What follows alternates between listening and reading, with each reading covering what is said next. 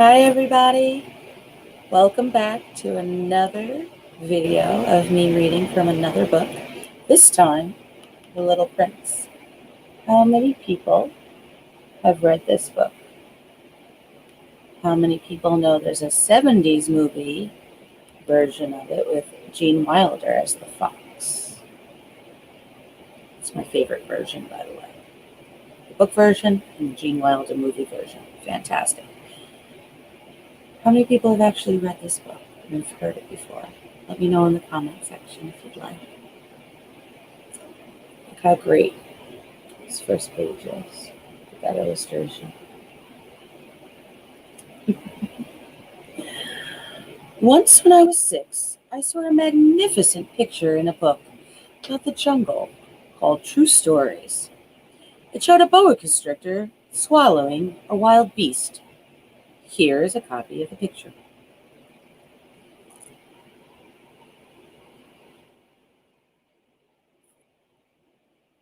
In the book, it said boa constrictors swallow their prey whole without chewing. Afterwards, they are no longer able to move, and they sleep during the 6 months of their digestion.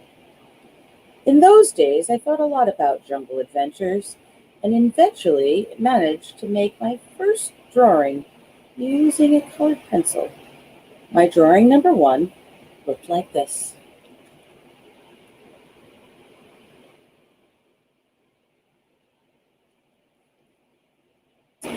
I showed the grown-ups my masterpiece, and I asked them if my drawing scared them. They answered, "Why be scared of a hat?" My drawing was not a picture of a hat. It was a picture of a boa constrictor digesting an elephant. Then I drew the inside of the boa constrictor so the grown-ups could understand. They always need explanations. My drawing number 2 looked like this.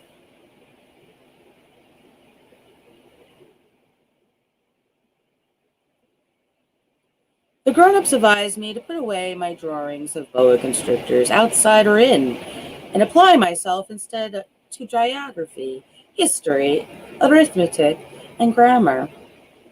That is why I abandoned, at the age of 6, a magnificent career as an artist. I had been discouraged by the failure of my drawing number 1 and of my drawing number 2. Grown-ups never understand anything by themselves, and it is exhausting for children to have to provide explanations over and over again. So then I had to choose another career, and I learned to pilot airplanes. I have flown almost everywhere in the world, and, as a matter of fact, geography has been a big help to me.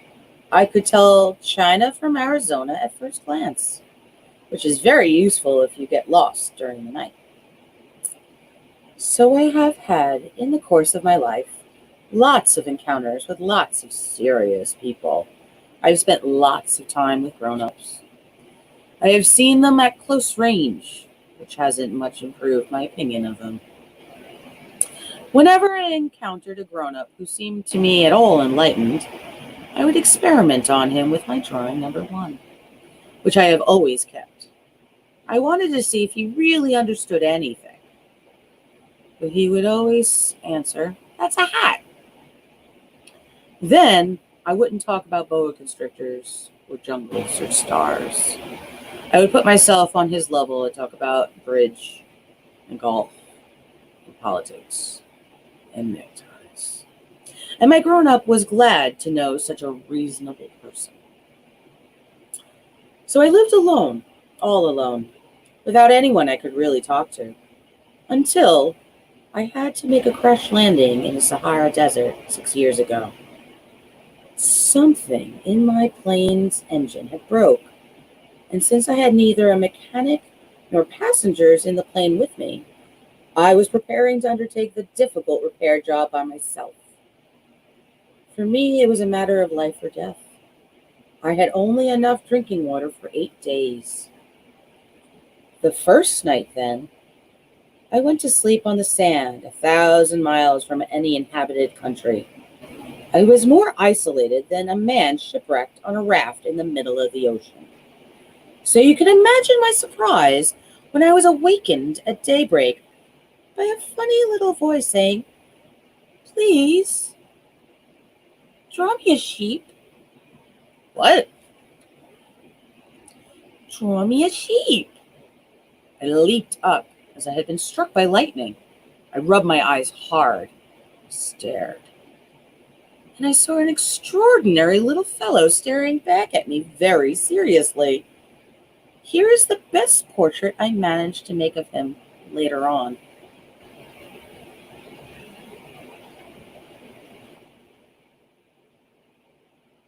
The Little Prince. But of course, my drawing is much less attractive than my model. This is not my fault. My career as a painter was discouraged at the age of 6 by the grown-ups. I had never learned to draw anything except boa constrictors outside and in. So I stared wide-eyed at this apparition. Don't forget that I was 1,000 miles from any inhabited territory. Yet, this little fellow seemed to be neither lost nor dying of exhaustion, hunger, or thirst. Nor did he seem scared to death. There was nothing in his appearance that suggested a child lost in the middle of a desert 1,000 miles from any inhabited territory. When I finally managed to speak, I asked him, "But what are you doing here?" And then he repeated, very slowly and very seriously, "Please, draw me a sheep." In the face of an overpowering mystery, you don't dare disobey. Absurd as it seemed, 1,000 miles from all inhabited regions and in danger of death, I took a scrap of paper and a pen out of my pocket. Then I remembered that I had mostly studied geography, history, arithmetic, and grammar. And I told the little fellow, rather crossly, that I didn't know how to draw. He replied, "It doesn't matter. Draw me a sheep." Since I had never drawn a sheep, I made him one of the only 2 drawings I knew how to make. The one of the boa constrictor from the outside. And I was astounded to hear the little fellow answer, "No, no, I don't want an elephant inside a boa constrictor. A boa constrictor is very dangerous, and an elephant will get in the way. Where I live, everything is very small. I need a sheep. Draw me a sheep." So then I made a drawing. He looked at it carefully and then said, "No, this one is already quite sick. Make another." I made another drawing. My friend gave me a kind, indulgent smile. "You can see for yourself. That's not a sheep. It's a ram. It has horns." So I made my 3rd drawing, but it was rejected, like the others. "This one's too old. I want a sheep that will live a long time." So then, impatiently, since I was in a hurry to start work on my engine, I scribbled this drawing and added, "This is just a crate. The sheep you want is inside." But I was amazed to see my young critic's face light up. "That's just the kind I wanted. Do you think this sheep will need a lot of grass?" Here are the pictures. Let's see if I could show you. That's the first sheep. That's the second. Technically a ram. There's the 3rd. You see? And there's the box.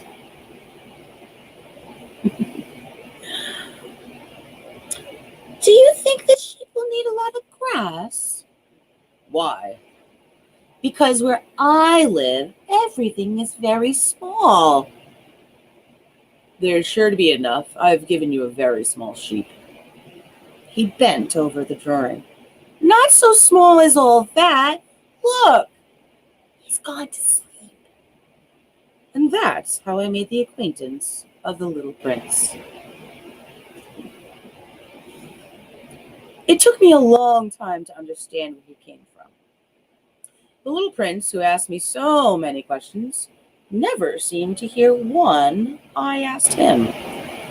It was things he said, quite at random, that, bit by bit, explained everything. For instance, when he first caught sight of my airplane, I won't draw my airplane. That would be much too complicated for me. He asked, "What's that thing over there?" "It's not a thing. It flies. It's an airplane. My airplane." And I was proud to tell him I could fly. Then he exclaimed, "What? You fell out of the sky?" "Yes," I said modestly. "Oh, that's funny." And the little prince broke into a lovely peal of laughter, which annoyed me a good deal, like my misfortune to be taken seriously. Then he added, "So you fell out of the sky too? What planet are you from?" That was when I had my first clue to the mystery of his presence, and I questioned him sharply. "Do you come from another planet?" But he made no answer. He shook his head a little, still staring at my airplane. "Of course, that couldn't have brought you very far." And he fell into a reverie that lasted a long while. Then, taking my sheep out of his pocket, he plunged into contemplation of his treasure. You can imagine how intrigued I was by this hint about other planets. I tried to learn more. "Where do you come from, little fellow? Where is this where I live of yours? Where will you be taking my sheep?"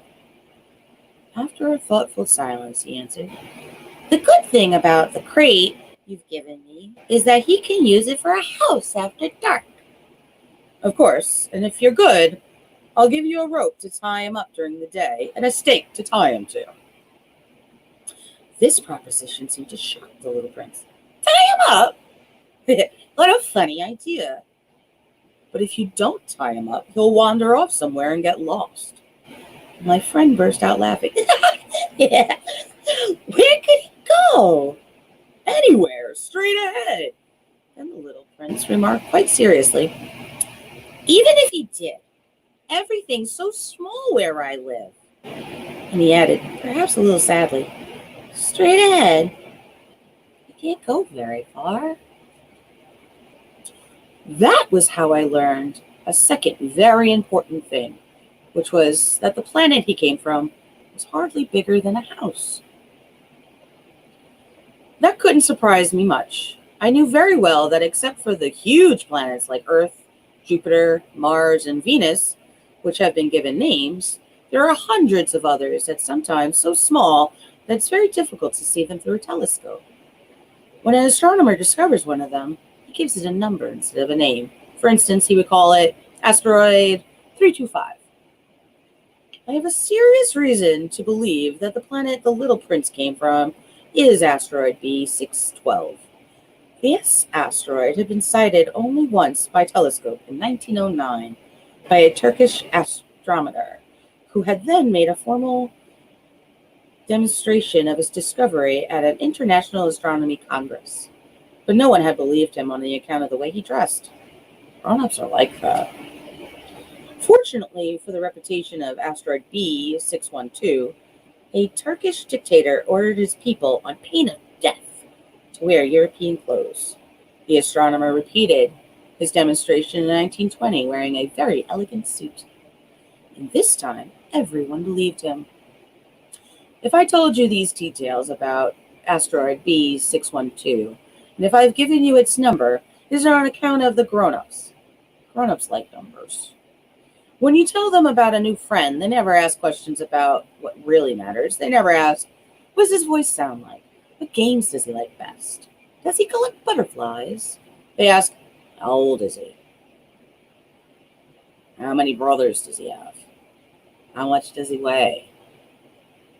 How much money does his father make? Only then do they think they know him?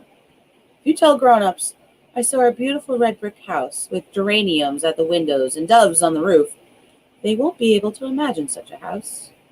You have to tell them, I saw a house worth 100,000 francs. And they exclaim, oh, what a pretty house. This is a picture of the little prince on asteroid B612.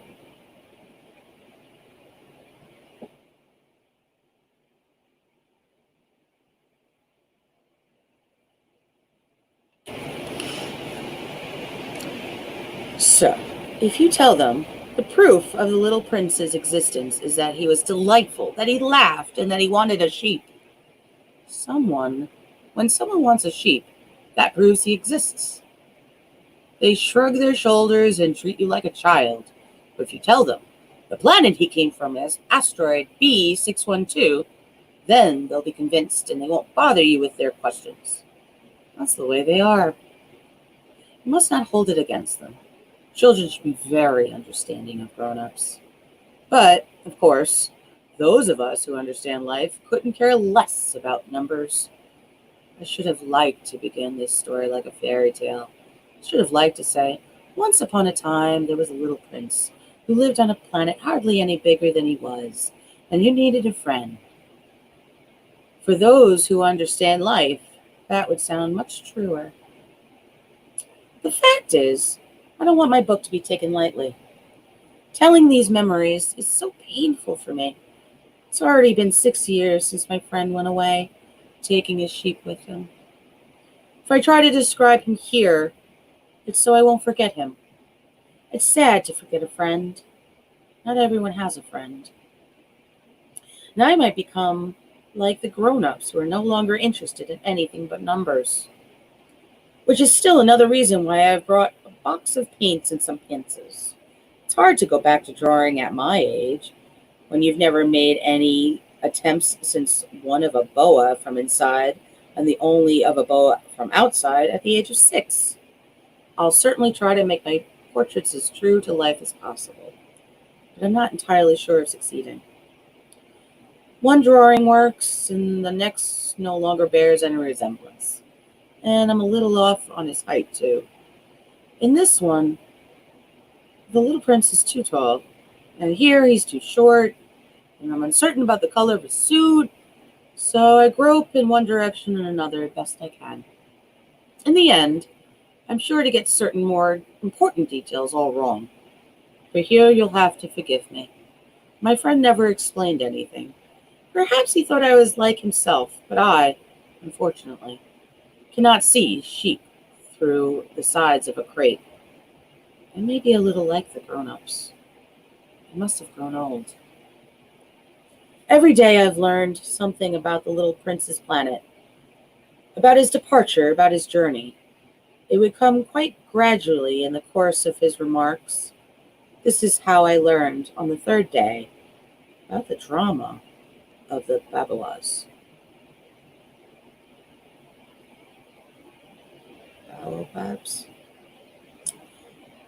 This time, too, I had the sheep to thank, for suddenly the little prince asked me a question, as if overcome by a grave doubt.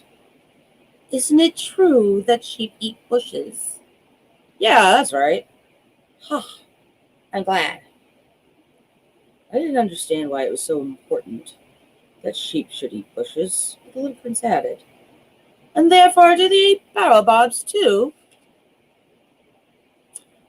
I pointed out to the little prince that baobabs are not bushes, but trees as tall as churches, and that even if he took a whole herd of elephants back to his planet, that herd couldn't finish off a single baobab. The idea of a herd of elephants made the little prince laugh. We'd have to pile them on top of one another. But he observed, before they grow big, baobabs start out by being little. True enough. But why do you want your sheep to eat little baobabs?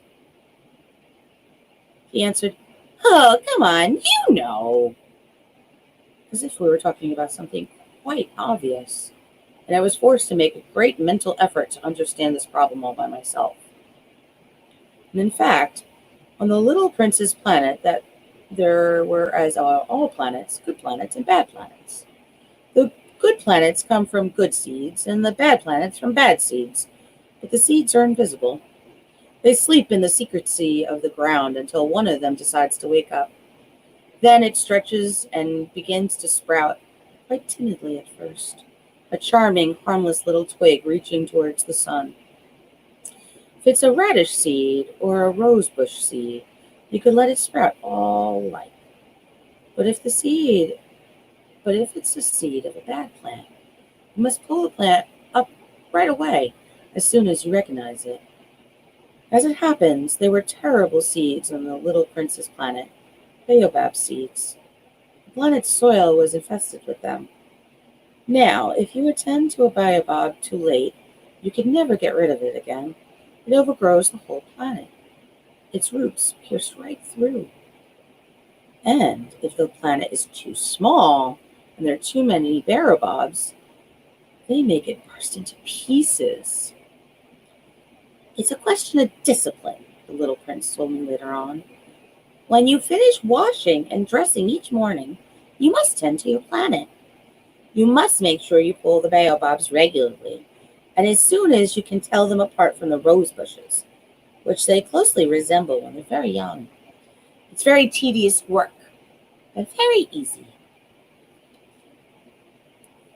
And one day he advised me to do my best to make a beautiful drawing for the edification of the children where I live.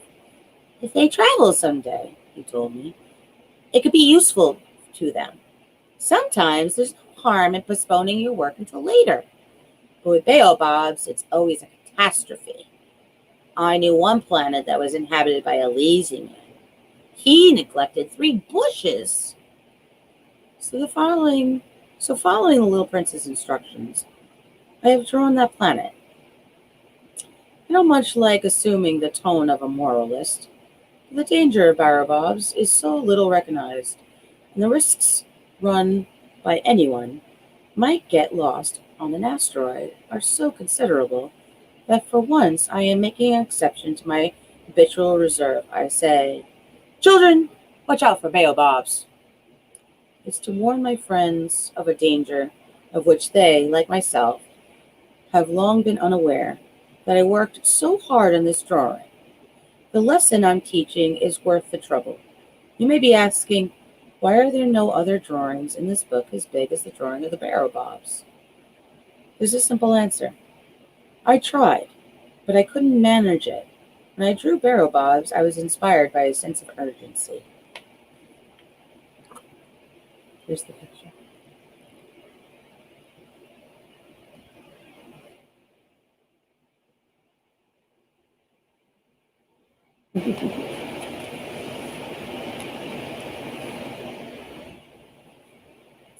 Oh, little prince, gradually, this was how I came to understand your sad little life.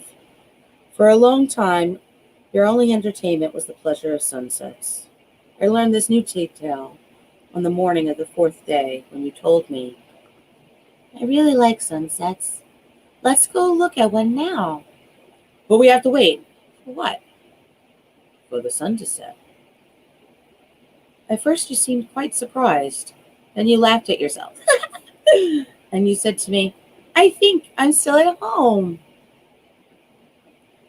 Indeed, when it's noon in the United States, the sun, as everyone knows, is setting over France.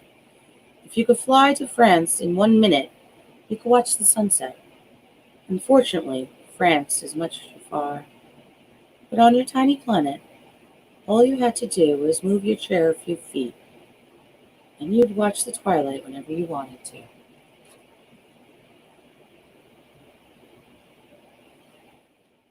That is part 1 of The Little Prince. What do you guys think so far? Did you like this reading of The Little Prince so far? I will be reading more from this book, don't worry. Make sure you check out all the other videos.